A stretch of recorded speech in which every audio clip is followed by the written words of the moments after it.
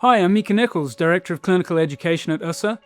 Today I'm going to walk you through everything you need to know to heat and mold the UCAST ShortThumb. The first thing you'll do is pull everything out of the packaging and look through the instructions and warnings.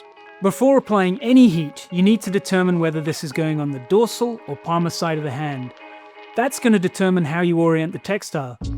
If the straps need to be re-rolled, go ahead and do that now. It'll make the fitting process a lot smoother. Once you're set, lay the textile out flat and give it one last look before you move on.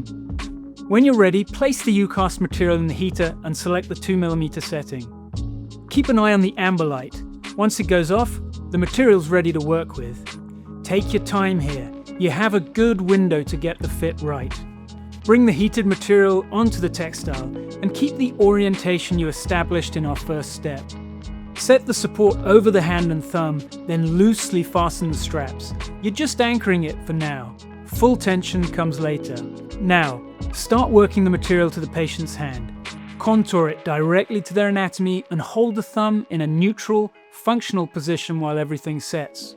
When it's fully hardened, bring the straps up to about 50% tension.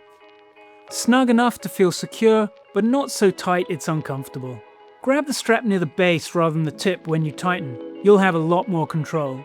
And you're all set. The UCAST ShortThumb is fitted and ready to go.